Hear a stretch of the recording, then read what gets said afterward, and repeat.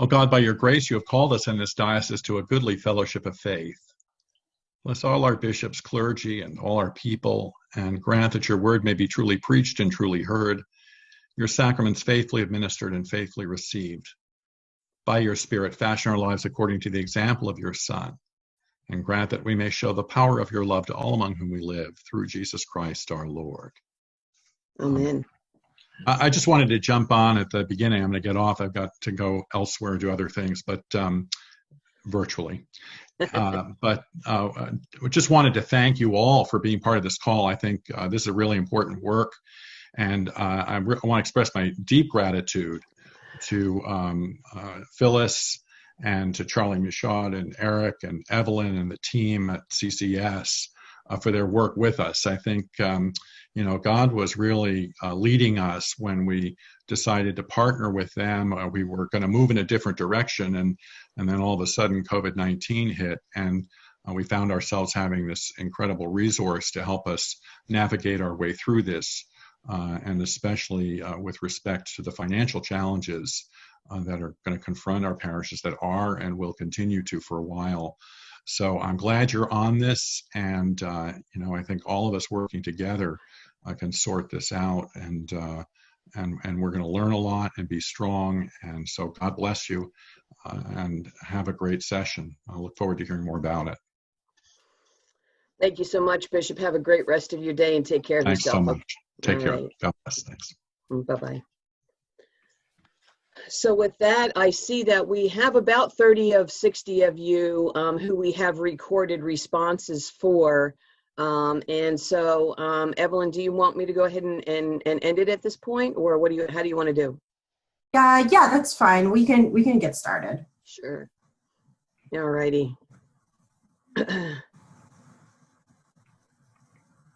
So what you should see on the screen in front of you now are the results from the 30 that we have collected. For those of you who might have gotten lost, my apologies.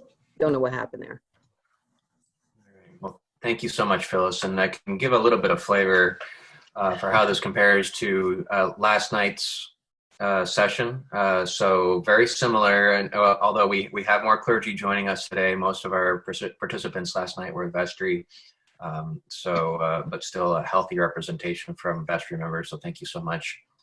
The question number 2, has your parish begun quantifying the impact, developing an impact statement? Last night we had 30% who said yes, so very similar, that 27% of you today have said that yes, you have already started this process, and that will be a big part of our conversation today. Question number 3, do you have general efforts underway to follow your members? This is the same responses we saw last night. So terrific. This is a great sign that just about every parish, every congregation is doing this right now, reaching out to their membership, asking what do you need? How are you doing? So that's terrific. But then number 4, the other part of our focus today will be on the outreach, and how many of you are addressing the shortfall during your conversations and having conversations about giving.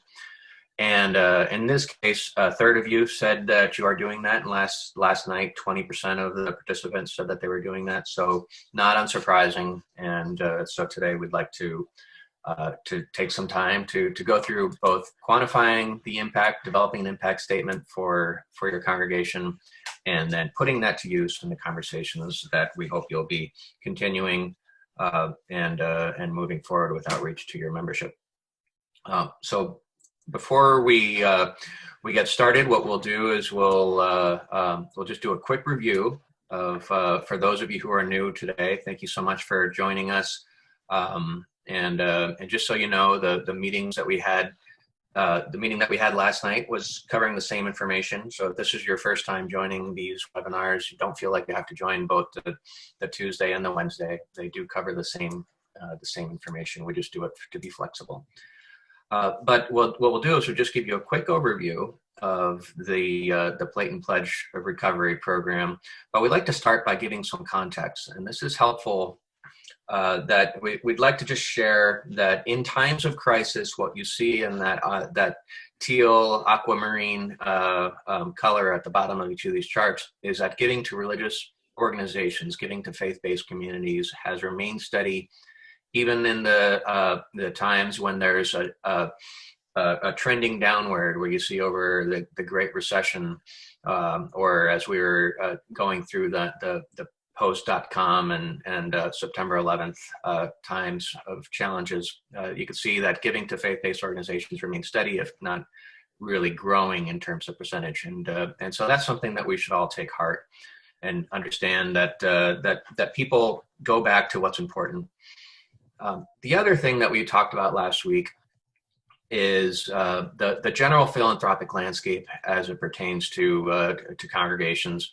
And what is obvious probably to many of you is that once you stopped passing the plate, once you stopped gathering and worshiping together, that had an impact, whether that's on the one-time gifts that your visitors make, or those special contributions that your members will make, or the ability for your givers to fulfill their pledges.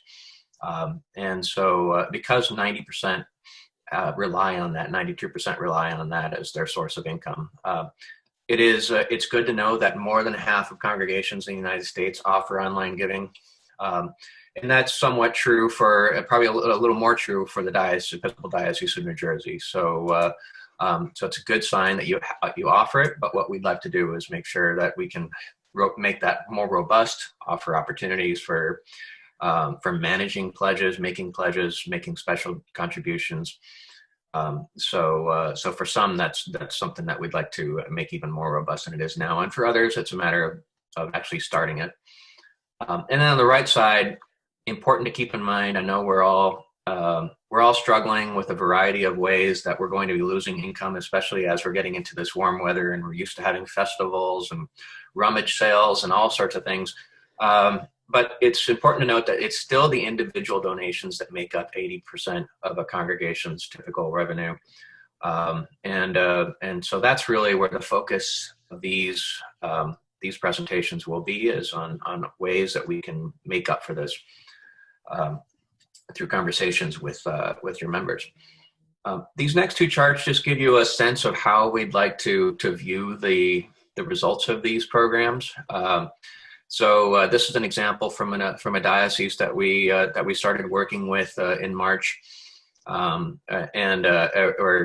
what they did is, once they launched this program on April 2nd, you can see how the giving and the plate and pledge income dramatically went upwards, but you can see how it was kind of trending downwards. And I think that's probably true for the situation that you're in, where that was a trend. And what we'd like to see is this be a V-shaped recovery, but get back to the point where you are managing through this crisis and this time of physical separation. And on the next page is a more, congregation specific. We'd like to really be able to focus on, how many, this is obviously a large congregation, but it's an example of one that we worked with recently. And they were able to quantify those that were able to give the same amount, but commit to that. There were certainly some who were able to increase, some who were new to making commitments, which was terrific. And of course, there are going to be some who had to decrease, and we understand that. And later on in this presentation, we'll give you some more survey information that is very current as far as what people in the United States feel in terms of their charitable priorities and how their faith-based communities fit into that. But before we do that, you've been filling out these surveys, and we've been fortunate to see an increase. So, Evelyn, why don't you give us an overview of what's changed and how things are going? So as of the end of last week, Sunday, we had 112 congregations respond. I've also seen about 6 or 7 more congregations respond this week. So we are at about 120, which is fantastic. So thank you so much to everyone who's been responding. And if you haven't responded yet, the e-survey is still live, and we hope you could respond this week and we can get to that 140 mark. Looking at the last week, we had about 85 congregations. So with the addition of about 40 more congregations, the results have been relatively the same, and there's still deep concern and over the next 3 to 6 months, and even more so over the next 6 to 12 months. And then over the 105 churches who let us know how much they're estimated raising and how much they believe they'll lose, or they believe is at risk. 2.7 million is at risk. So hopefully by engaging this plan, we can recover some of that 2.7 million. And then the congregations are anticipating a 33% increase in their ministry services. So due to COVID-19, so it seems like your expenses will actually be increasing during this time, which is something to note. And then just looking a little bit at our electronic engagement at the congregations, how they're engaging electronically and through payments. 60% are receiving payments electronically, which is great.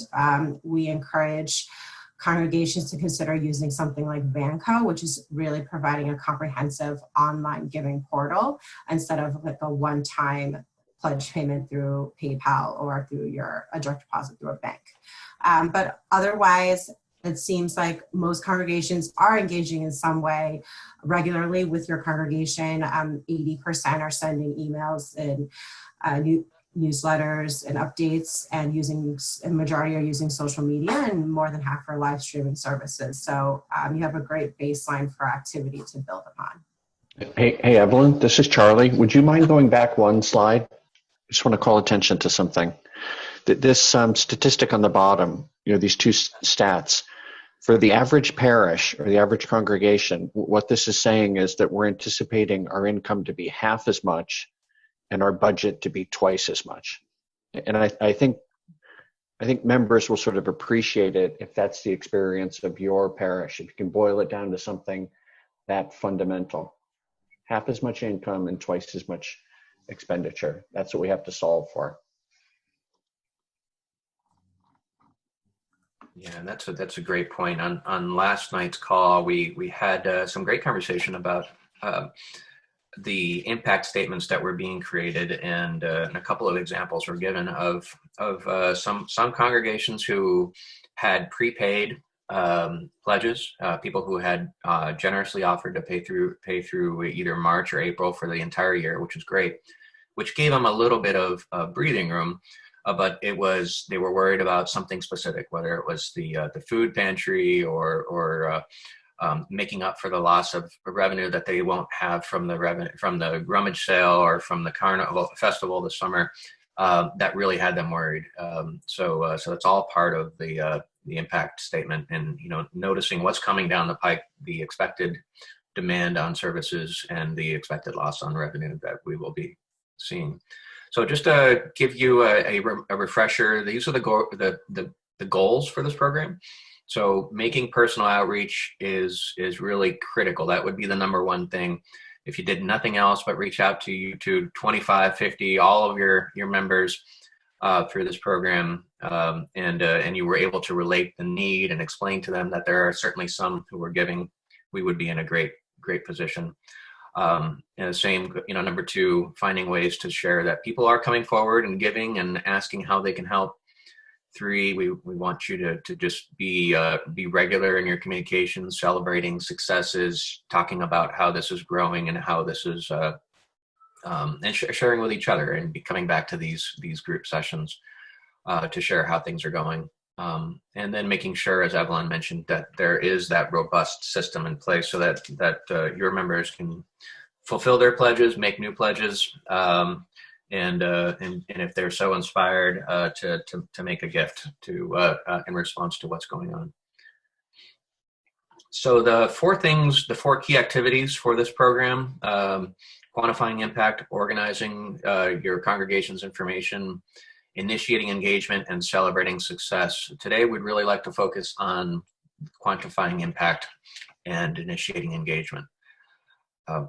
So this was something that was in the email that you sent out. We hope that you would each begin this process, and so a third of you have started, which is great.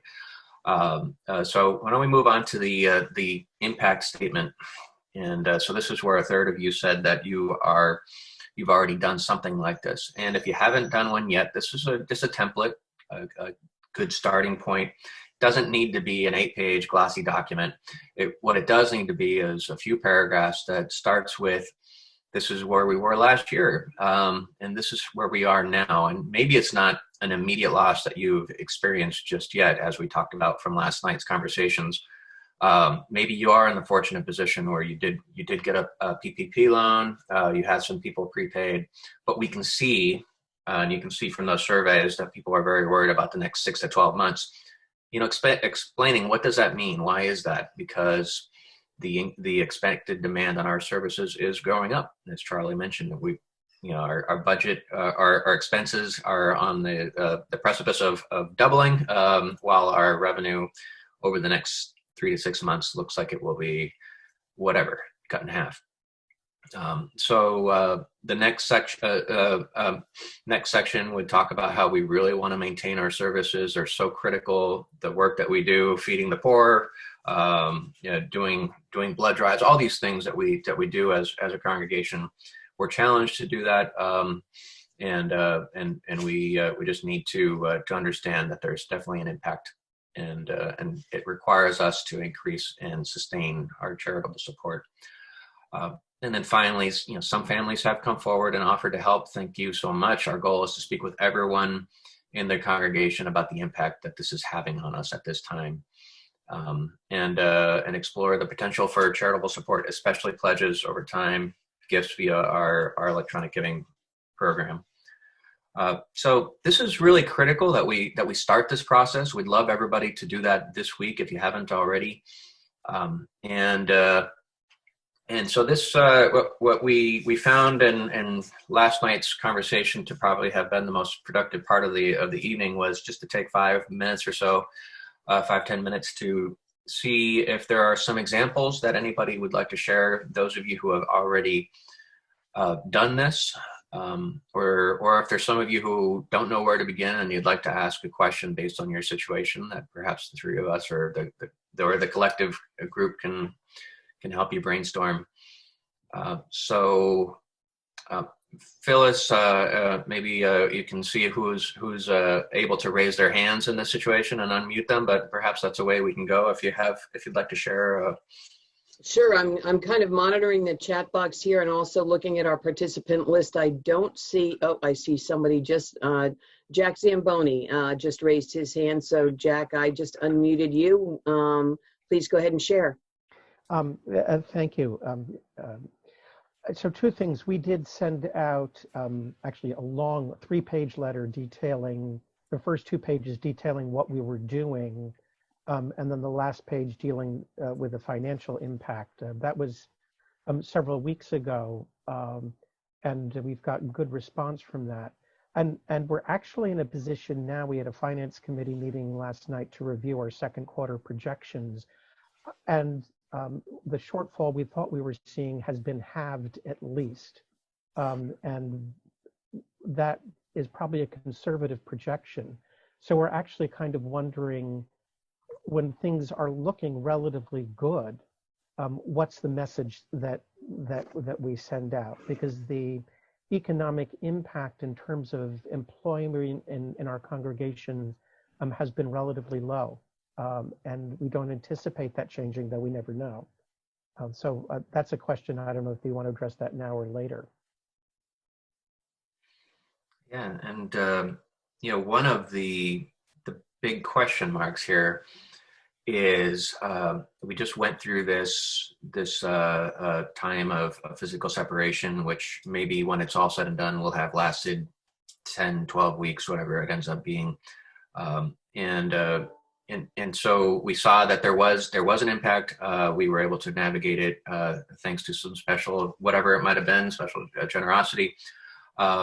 This is an opportunity for us to then build up a little bit of a rainy day reservoir for what we hope doesn't happen, but is quite likely to happen. Is if this happens again, that we are prepared in a much better way to respond immediately, have these funds built up, and so it's probably just a matter of, we went through this. It was we were fortunate to get through it with minimal impact, but at the same time we saw that there was a tremendous demand on our services, and going forward, we'd like to be prepared to handle this again should it come up. But that's that's a good situation, of course. So, Charlie, you. Thank you. Jack, That's I think very it's helpful. I think it's tremendous that you're halfway there. As your fundraising advisors to the diocese and to parishes, we would encourage you to make efforts to get 100% there, and then even go beyond, so that every member of the congregation is involved in this success, because I think it'll have pastoral benefits. And I totally agree with what Eric is saying in terms of building up your resources so that you can respond faster in the future, and so that you're more resilient in the future. Because there will be other challenges. There'll be economic challenges. There'll be, like, this is not over. And I think the fact that you've got your members sort of organized and mobilized and moving, I think there'd be a lot of satisfaction out of getting 100% there and planning for the future. And I think the only thing I would add on top of that is just to really, this is a message I think in a number of different areas we need to, make sure that people, that we are both pastorally and financially preparing people for, is that this is going to be a very long haul. We're not at the end by any stretch of the imagination. We're not even at the beginning of the end. We're at the beginning. And, I am absolutely thrilled with the response from our congregations to date. But this is a marathon. It's not a sprint. And we're really just, if it was a sprint, we might be at the end of it at this point in time. But this is a marathon. And all of us, I think, need to be prepared for that. So I think that needs to, again, you want to do that in a pastoral way. You don't want to scare people to death, but it's reality. And we do need to, make sure people are aware of that. And Phyllis, I'd also offer there might be opportunities for parishes and congregations to support one another. Mm-hmm.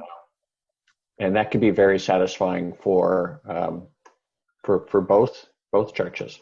Right. Or look for ways that you can even, if you feel, and again, I want to encourage you to be careful about this, but if you feel that you are in such a position that you can even expand what you may be doing now in outreach ministries, I am sure that communities are in desperate need of it. So I think there's a number of different ways you can skin that one. Thanks, Jack. I'm going to move on to Pat McCullough. I just unmuted you. Okay. When you're making the phone calls and you're speaking with a parishioner who is probably living by themselves and they're lonely and they have their own problems, how can you lead into this conversation with them when they really just need someone to talk to, or they're having difficulty themselves? I mean, how can you actively say to them, well, this is the situation with our parish, and how can, is there any way you can help us, when we're calling them to see if they need help? Yeah, absolutely. And that's part of our suggested script for you in these outreach calls, is to begin with that kind of feeling around, understanding what they're going through, how has this impacted them, ask if there are some things that the church can do for them, can we pray for you, things like that. And it should be said that if it's not appropriate to make a request, then please don't. But what we would suggest is that there are many who will be ready to talk about this, especially since, as we asked in that poll, that 90% of you have already started that process of reaching out and checking in. So this is a natural progression. So this next phone call that gets made, if it's the same person who's calling them that they just called them last week, maybe it's a quick check-in and say, yeah, hey, just wanted to see, hope everything's still okay. Now I wanted to tell you a little bit about what we're going through as a parish, and just let you know how this has impacted us. So, but yeah, I think it goes without saying, let's be aware, make it appropriate, but also understand that this is something that people are doing. And Evelyn, maybe this is a good time to jump over to slide 15. So that we can show you the results of this survey that took place just recently from the Better Business Bureau and the GiveWise Alliance. They asked this is something that was taking place over the past 4 or 5 weeks, right as we're in the middle of all this. They said, so how do you plan to divvy up your charitable resources when it comes to your own houses of worship? So 32% said that they plan to give more to their faith communities, whether it's their synagogue, their church, whatever it is. It was really encouraging to see that a third are responding to this and saying, I know I need to step up and give more. That's probably where we're going to see the greatest impact in your calls, or for those people who are saying, yeah, I appreciate that there are some who cannot give, and I'd like to give more as a result. And it's also heartening to see that only 10% said that they were planning to give less, and that's fully understandable. And in fact, it's probably surprising that it wasn't a higher amount. But it's encouraging to see that people are willing to step forward, just like they did in past recessions. I know Charlie has something to add on this. Yeah, Fidelity did a survey very recently, and 25% of the respondents said they were going to do more for the charitable causes that meant the most to them, and 50% said they were going to hold the line and sustain their giving to those organizations. So you don't know who's in a position, but I think you do know that if you don't reach out to them and give them the opportunity, their giving will likely go elsewhere or won't happen. So.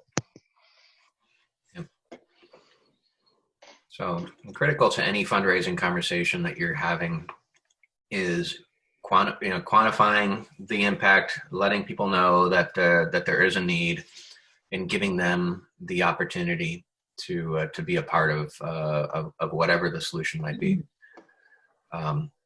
So maybe we can move on to the discussion about the outreach and the calls that are being made, and hopefully that we'd like to encourage you to make. So it's really so on the next slide here, what we're proposing is four steps to your conversation. So number one, just introduce the reason why you're calling and ask how they're doing. To engage in some appropriate small talk and take the opportunity to ask them about their current situation and how are they feeling about their level of engagement during these times of physical separation. And hopefully they're, one of the survey questions is how many of you are live streaming. It's great that 58% of you are live streaming your services. So if you were one of those, ask them, how are you enjoying that? What could we be doing better? Then it's time to transition to the church's situation and the need for continued and or urgent support. And then finally, if appropriate, make that request and walk them through the ways to give. So let's just take a few moments to go through an example script. And this is by no means the script that you should use, and we don't want you to use this verbatim, but this is a good sense of what the way a conversation might go. Starting out with a group of us have got together to call people and ask them how they're doing. How have you been during this time? How have you and your family been handling this time alone? And is there anything you need from us? How can we be praying for you? And then ask them, have you had a chance to check out our live stream services? Have you been on any of our Zoom prayer gatherings, prayer meetings, Bible studies, whatever it might be that you're offering? Do you have any advice for the rector and our wardens on the ways that we can be doing better to keep our virtual communities thriving during these times? And it's really, I think that's part. We're not talking about that in today's call, but it's one of the 4 things that we want you to focus on is building your own virtual toolkit. And if you're not live streaming, or you're not doing regular video posts, you're not doing regular constant contact, email blasts, things like that, we absolutely, that's part of all this, is to build that engagement. The more people feel like they're part of the congregation during these times, the better.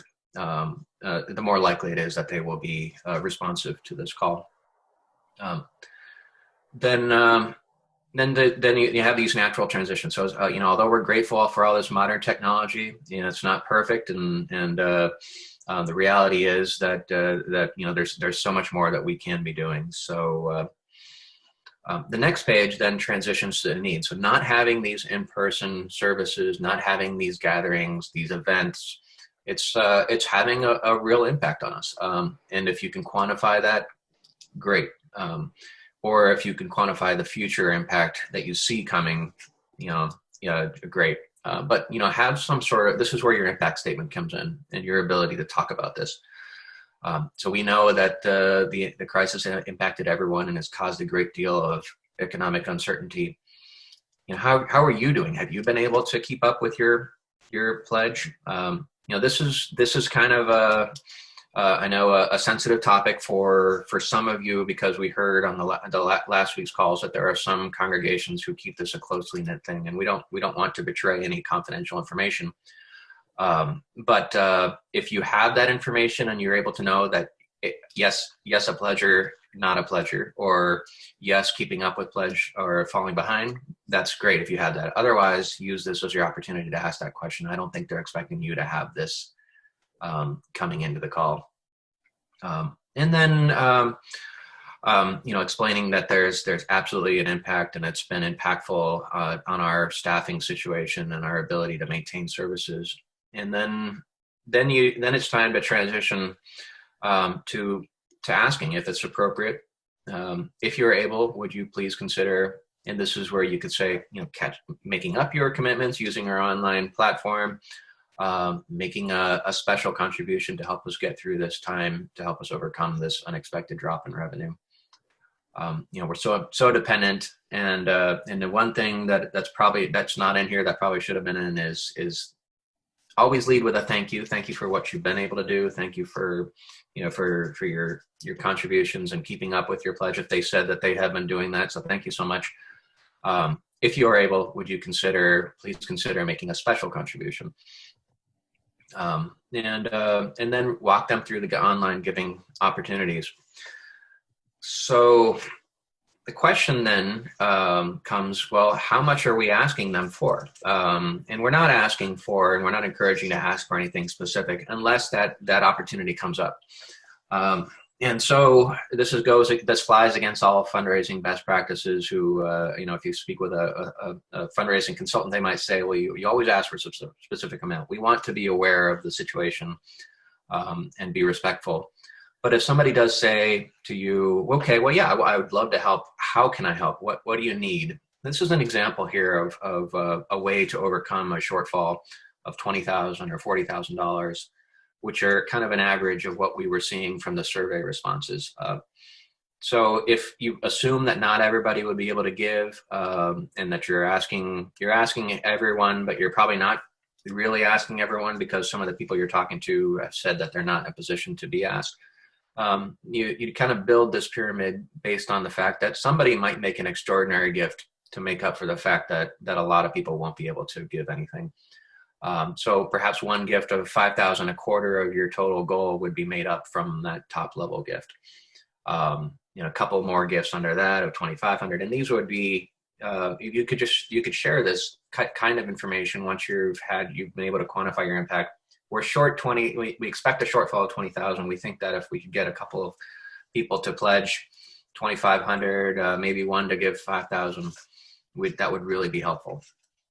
So it's just good to have this information and go through this process. CCS is available to help you with segmenting your list to understand who might be somebody that could be asked for such a gift. Other things that they might ask for. So here, number 3, how much do you need? So we just covered that. But just be aware that some people might say, okay, so why are you calling me? Why are you asking me? Why did you single me out? Make sure you understand. Make sure they understand that this is something we're calling everybody for. And as Charlie mentioned, we do hope and pray that the entire congregation will be a part of this, and for those who can't give, we absolutely hope that they'll pray for the success of this effort and be a part of it that way. We have volunteers joining together, so this is something that we're definitely calling everybody, and we're not singling anybody out. That being said, if somebody is in a position to give and they tell you that, then that's where we're going to jump on that and say, well, thank you so much for offering, and we hope you'll be able to consider this. Be prepared to discuss what the funds are for. So this goes back to your impact statement. Are we talking about a rainy day fund? Are we talking about helping to pay salaries over the next X number of weeks? Are we talking about putting this into keeping our food pantry or our thrift shop open? Whatever it is.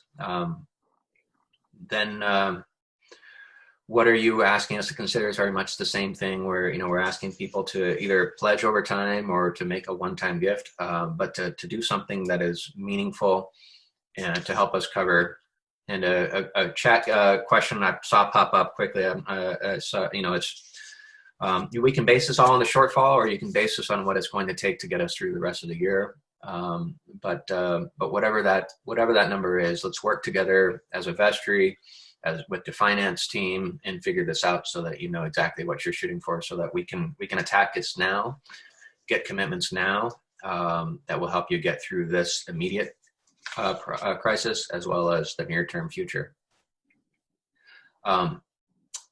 Is now really the best time to be asking for money? Isn't that a great question? It's true. We want to be respectful of the hardships that some are facing, many are facing.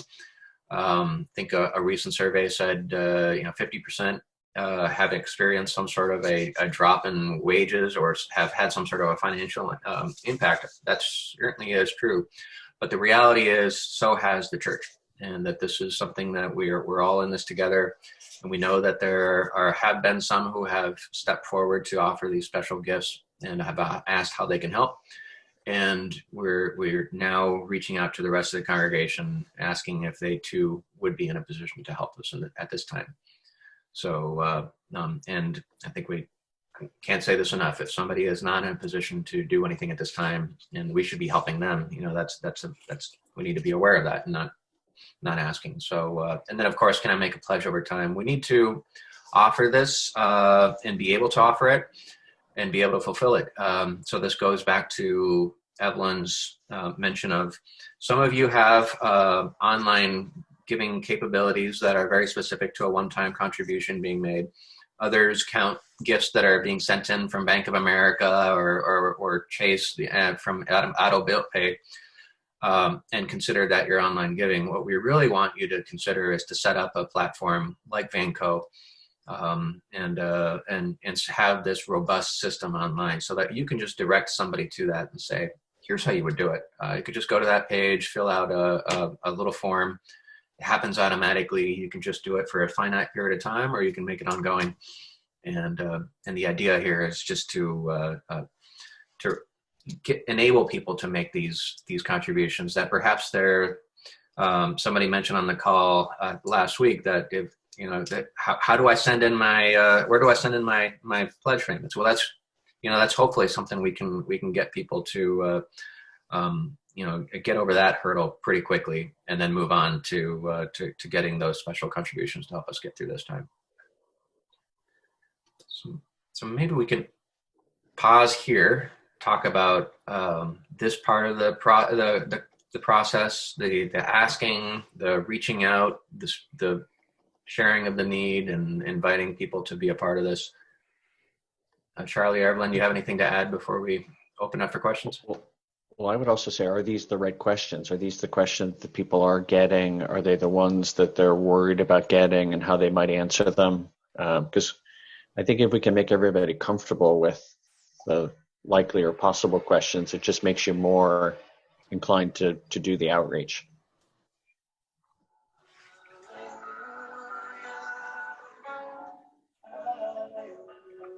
Thanks.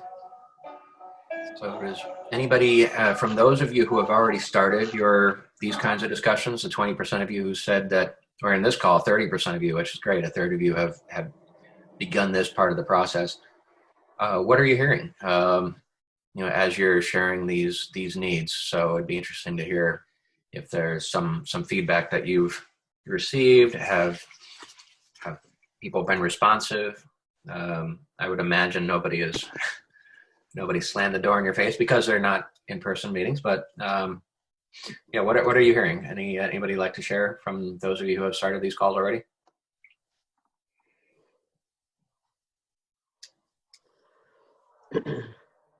We've got 68 folks here with us today. I can't believe you're all that shy. Somebody's got to want to raise their hand. I don't know. Maybe it's just the gray Tuesday morning. Yeah. There we go. We do have a couple of things, that are popping up in the chat. Oh, I do see. I see one person, one brave soul, Father Andrew from Mount Holly. I'm going to unmute you and lower your hand there. What do you have to share with us?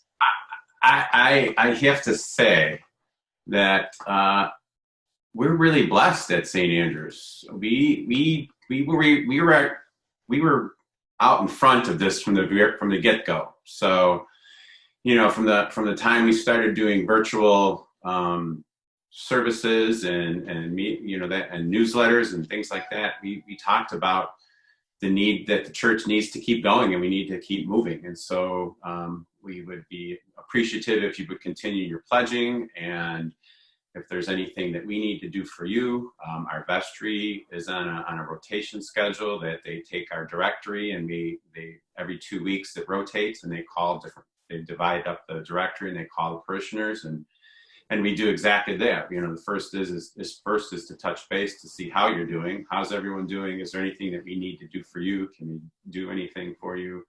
I don't know if we've talked about pledging as such in those conversations. I know Pat was had a question earlier about that. However, with putting it out in print, and me talking about it before I start virtual services, we just did we're actually ahead. Our April numbers were ahead in giving from last month, from the same time a year ago. So I don't think hiding from it and getting out in front and just talking about it immediately, I think that's helped us. So I think I would share that, and I don't foresee, and I think things are okay right now. I don't know, 3 to 6 months. I don't know. We haven't our finance committee hasn't talked about that yet. And we just finished a huge, bell tower restoration that we're trying to finish paying for as well. So that was, $1.3 million.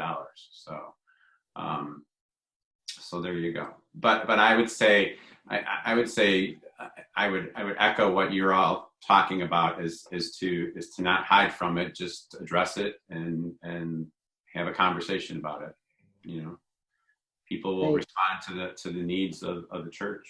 So that's been our experience. Wonderful. Thanks. Now I have also Mary Duke. I see you've raised your hand, so you are now unmuted, and go ahead. Okay, thanks. This isn't a big problem, but it's a problem I'm coming across with some of our older parishioners that I've been calling. They're not connected. They don't have email. They don't do things electronically. I'm trying to keep them safe. They keep wanting to come and drop off their envelopes at the church office.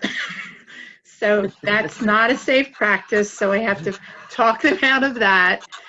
Some people, and I would not be, I'm not comfortable with telling them to mail money because I don't know if it's cash or checks. There's just no good options. And then at the end of the conversation, they'll say, well, I'll just hold on to it then. So, and that's not a good option for us either. And someone I talked to 3 weeks ago who said, I'll just hold on to my envelopes, did finally, mail them in. So that's kind of my quandary when it's that population. I don't know whether just let it go and see what happens, but there's really no good options. And I'm struggling with that. Yeah. And one thing that I have seen at in those situations, and this goes back to the earliest days of electronic giving. It used to be all about electronic funds transfer, EFT, and then it's kind of graduated into having an online presence. But it used to be, back in the early 2000s, that people would fill out paperwork, send it into the office, and somebody in the office would manually type in the account number, the routing number, the amount, and that was it. And it's not very different from what is available now through these online giving platforms. If somebody wants to set up an electronic funds transfer, that's a tongue twister. I'm going to just say EFT, and then they would go onto that website and do it. If they were if they were willing and you were able to help them do that, or somebody at the office is willing to do that, you could either have them fill out a piece of paper with that information, or just walk them through it and say, okay, what's your number, what's your routing, and then you're done, and just have them sign something to that effect at a later time. So, or just have them send that to you. But that might be the best way to do it, is just to have them put it on paper.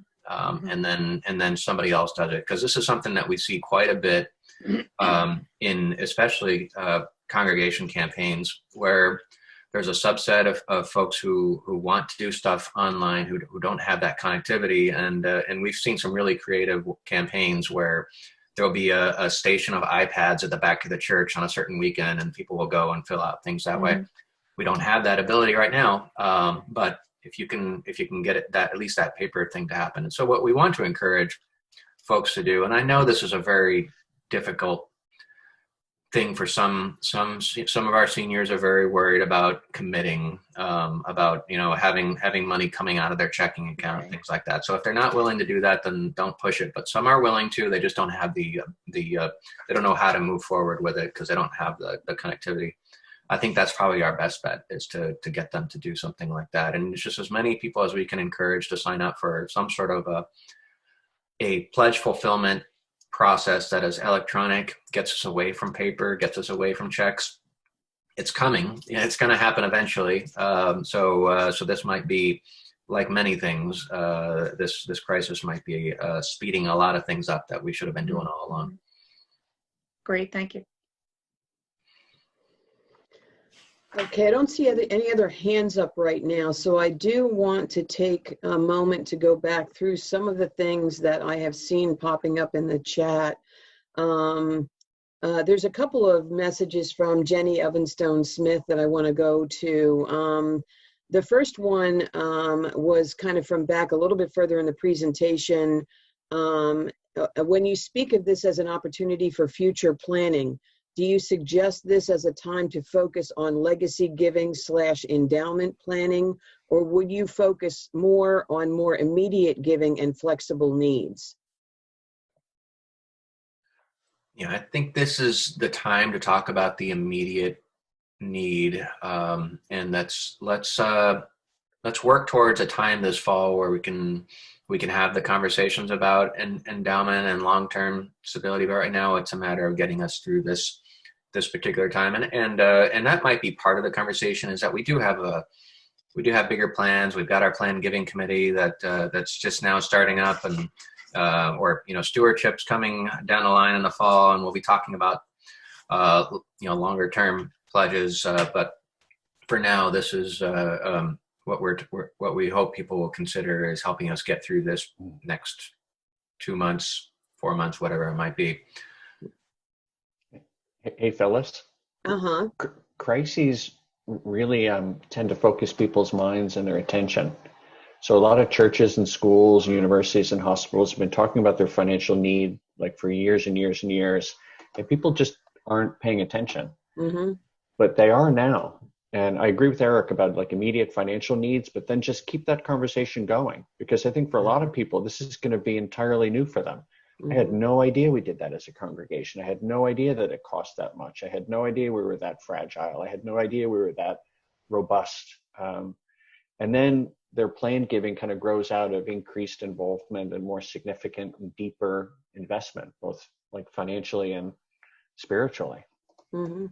Yeah, thank you for that, Charlie. I couldn't agree more. Some of the things that I've, sort of themes that I find recurring in our conversation as we're hearing about, first of all, starting from that baseline of communication and relationship building, and we're seeing how there's been an intensified focus on that. Some of the congregations who maybe had a little bit of a better head start, so to speak, on that, are able to build towards some of these other things a little bit faster. But that doesn't mean that if you're still sort of starting from a place that's, not that advanced, that you're seeing now how important it is, and you're doing things that are enabling your communications to be better, to be stronger, and your relationships to be built so that you're trusting now also. We've also talked about themes of transparency and resiliency. all through these conversations, and, hearing from some of our congregations about, how we don't need to be so afraid of transparency. It can actually be very helpful, letting people know where you stand. These are things that are not just applicable to this crisis or the next 2 or 4 months or even the next year. We need to keep these things that we're learning now and just assimilate them as part of what we need to be doing, these things that we're learning through this time period. So I couldn't agree more. And it also, I was looking at Jack Zamboni's question about when we were talking about the pyramid and the shortfall amount, is that based on the shortfall projection for the rest of the year or the next 3 or 6 months? Well, my answer is probably both. And it's also possible, it's another technique that you can continue to use as a congregation. Just about every single person I think who's here on this call at one point in time or another has spoken to me or the bishop or somebody about the fact that they're not happy about the amount of the deficit budgets that they run, even before COVID-19 ever hit. So, let's use some of this stuff that we're learning here. You're quantifying shortfalls when you do that, and you're talking about needs. So let's take these techniques and carry them with us as we go, go outwards. And there was one other, Jenny had another question. We will have additional expenses to ensure protocols and safety, et cetera, in preparation to reopen buildings and then to sustain safe places and practices going forward. Would you recommend bringing this type of need into the engagement conversation as well? The short answer is yes. And I think in this environment, there's a lot of organizations, churches, schools saying our best estimate, our current estimate, or plan calls for a minimum of X for safety, security, technology. And people really understand that in this environment. You don't have to be exact. Mm. And then Linda Warman had said in reference to, when you were asking people, are these the questions to consider, or are there other, concerns that are being raised? She mentions that, she's hearing that people don't know what they will need in the near future, and they're unsure of what's going to happen soon as issues that might potentially be brought up. Yep. And I think the answer is, we'll make sure that you and your family are safe and provided for. That's the first priority. And then if you're in a position and you're comfortable, you might think about the church. Mm-hmm. Thanks. And then Ed Zelli mentions one of our biggest financial hits has been in building rentals, and that will be harder to make up by parishioners. Maybe not. But if you just give them what the number is and talk about a little plan for closing that gap, at least providing the information will give them some guidance on. And private philanthropy, families giving, it can be pretty extraordinary. Mm-hmm. But you just don't know. Right. And I know that we're, coming up on our 11 o'clock hour here, so I don't want to take us beyond that. But my question is, we had talked before about, we're in the fortunate position of having a lot of our congregations who have received assistance through the PPP program. So how to include that in, again, you want to be transparent, okay? So you don't want people to, we have the extremes of saying we don't want people to see sort of, well, we got this PPP loan, so now we don't have to worry about our pledges anymore. But on the other hand, you don't want to not say anything about having received the PPP loan because that's not transparent. And, you really want your congregations to have the full picture of what's going on. So, having talked about including within your impact statement, the acknowledgement that this is received, but putting it in the context of the broader picture so people can still understand, what needs that there are out there. Would you agree with that approach? Absolutely, yeah. I think we need to make sure that everybody understands that and the PPP is designed to be an 8-week stability program, but how does that play into the financial picture of the congregation going forward? And And that could be why some of you are more worried about the 6 to 12 months than you are about the 3 to 6 months.